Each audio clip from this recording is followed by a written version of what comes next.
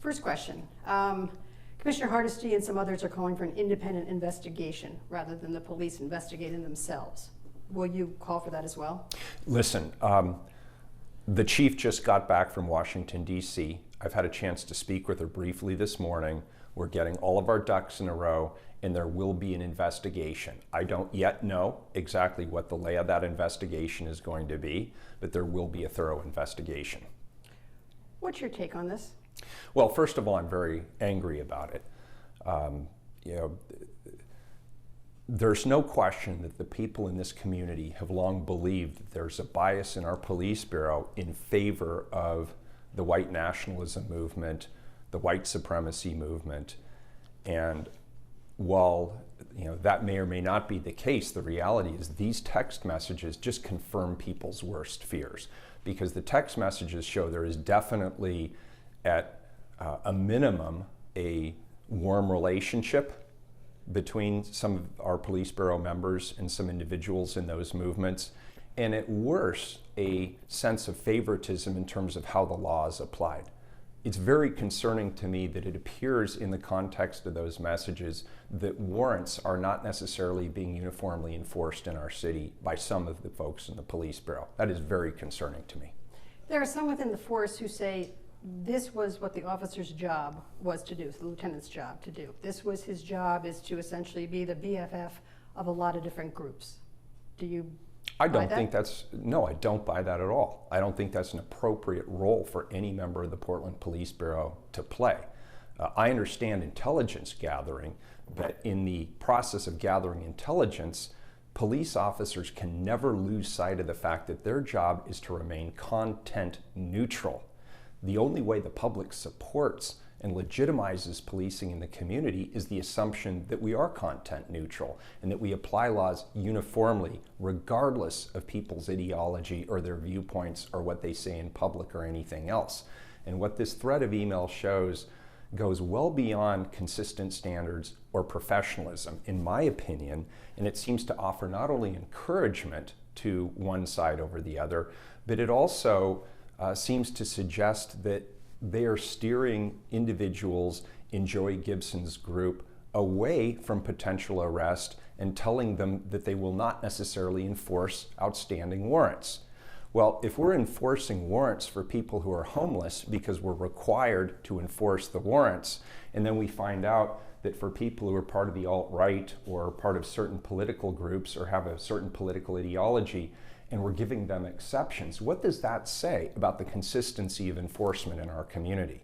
I'm very upset with this, and I expect, I have great confidence in the police bureau as a whole, and I understand that policing is a very, very challenging job in this particular time and in this city, but I hold our police bureau to a very high standard. And I expect the individual men and women in this bureau to adhere to those standards. And one of the most important standards of all is treat everybody the same. If they violate the law, then you go after them. But you don't give some people preference and crack down on others. That's not how policing happens, not in this city and not when I'm the mayor. Do you think the police chief is doing a good job based on this has been going on now for some time? I do. Listen, this is a cultural and a systemic problem in policing nationally, and it certainly is a cultural and systemic problem here at home.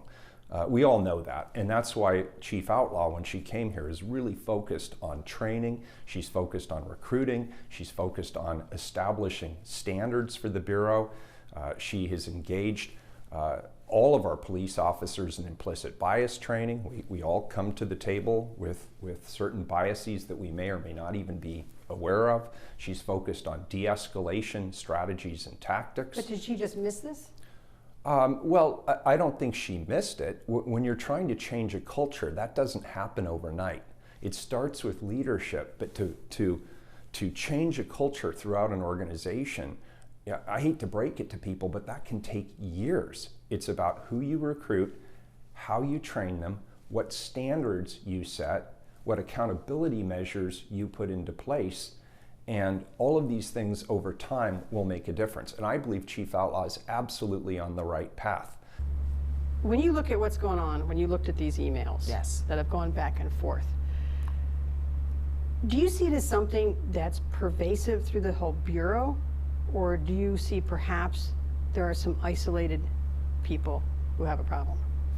What I know is that I have seen video evidence that Portland police officers protect Proud Boys and other white nationalists at the expense of community members who turn out in force to tell them that we don't want them to be in Portland and organizing and protesting.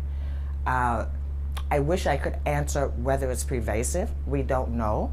It looks like it is. I think what the text showed us was one example of just how embedded the Proud Boys and white nationalists are in the Portland Police Bureau. Sometimes officers are tasked with embedding themselves or becoming the BFF of many groups to observe, get more intelligence as to what's going on, what's planned. Right. Do you see this as part of that or something completely different? Well, I don't know police being, I know that police are embedded, sometimes undercover in organizations to collect information and data. But when you have a Portland police officer saying to someone who has a warrant out, or their friend has a warrant out, well, we're not going to arrest him. Just make sure he doesn't do anything that draws our attention. And I'm not checking on whether there are warrants out. To me, that told a bigger picture story, which is we have police officers who've decided that they're not going to check for warrants for Proud Boys and white nationalists. But I expect police officers, if someone shows up that they know have a warrant for their arrest at a protest, they have in the past been very happy to arrest those people at protests. And they'll say, didn't have anything to do with the protest, but there was a warrant out for their arrest. And so what I read into those text messages was police officers providing advice to white nationalists on how to avoid getting arrested, on when the police were going to show up at certain protests, so when it was safe for them to go and be aggressive and violent towards anti-protesters. I mean, it's very, very troubling to me that we have even one police officer is too many that are that close to white nationalist groups, especially when just last week the whole city council passed an ordinance saying that we do not support white supremacist groups or white nationalist activity in Portland. And now we find out that we have police officers that are working in cooperation. To me, that wasn't an officer doing his job. That's an officer giving advice to a friend to make sure that that friend was safe. And do I believe it's prevalent? I do believe it's prevalent. I don't think that this is a one-off. We love to say when a police officer does something inappropriately, oh, well, that was just an individual. No, this is a paramilitary organization, and paramilitary organizations act in lockstep. So if we have one police officer that's doing this, there's many more than just one. And so what I think we need is a really independent investigation. I don't think Chief Outlaw or Mayor Wheeler are the people to investigate whether or not Portland police officers are heavily involved in white nationalist activity. I think we need someone from outside of the police bureau to do that investigation. Quite frankly, we're still waiting for Chief Outlaw to complete her investigation about the August protests where Portland police are on film attacking community members, where one man almost died with the bomb that ended up inside his helmet. And so we're still waiting for an outcome of that.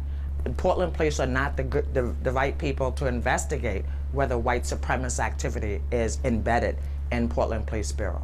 Have you spoken with Chief Outlaw in the past day or so? Not in the past day or so, no. Are you planning or having a meeting with her about this? I do have her scheduled to come and meet with me. I believe it's next week that her and I will be meeting. And my agenda with her just keeps getting longer and longer and longer. Some people have a hard time understanding how, under her watch, this kind of thing was going on. Well, I believe this has been going on in Portland Police Bureau since the inception of Portland Police Bureau. I mean, in the beginning, we had Ku Klux Klan members serving in Portland Police Bureau.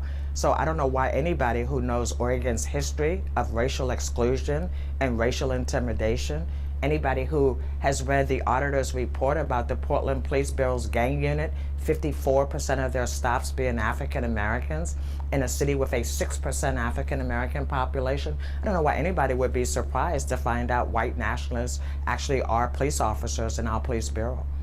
I think you mentioned yesterday's statement about wanting that there should be training going on, right? More training? I never say training, because I mean that's always our default. When Portland police officers fail to act in a way that's appropriate, we always fall back on they need more training. I actually asked that when we were doing the Portland Joint Terrorism Task Force hearing, well, how many times have we trained Portland police officers in cultural diversity and equity and inclusion and de-escalation? How many times do we have to do the training before it sticks? I think we've done more than enough training. Training's not going to get us to get people to treat people with respect and dignity, regardless of the color of their skin or where they were born. What has to happen? Well, we need leadership. We need strong leadership from the police commissioner that actually will root out any racist tendencies of police officers. And quite frankly, today our contract doesn't even allow us to fire racists from the Portland Police Bureau. So I think the first thing we need to do is revise the police contract to make sure that once somebody has been identified as a racist, that they no longer have the privilege of wearing a uniform with Portland Police Bureau. Today they just get to have a 3-week vacation and come back. With Mayor Wheeler being the police commissioner, Yes. do you think perhaps there should be somebody who's an independent police commissioner? That it should be taken out of the city council realm? I think the city council is the appropriate place to have oversight of the police. After all, the police are City of Portland employees. I think what we've done is treated police differently than we've treated everybody else that's an employee in the city of Portland. And I think we have to start treating Portland police officers the exact same way we would treat any other employee that was involved in wrongdoing. And so I look forward to our contract negotiations, because next year we renegotiate the police contract. And I'm certainly looking forward to being at the table and making sure that these long-standing issues that we keep saying we can't do anything about because of the contract, that this time the contract actually addresses those issues. What do you want to see immediately? What I want to see immediately is an acknowledgement that that the Portland police should not be the people investigating whether or not they have racists with guns and weapons on their force. Is that there needs to be an acknowledgement that it is inappropriate for them to investigate themselves, and that they should seek outside independent investigators.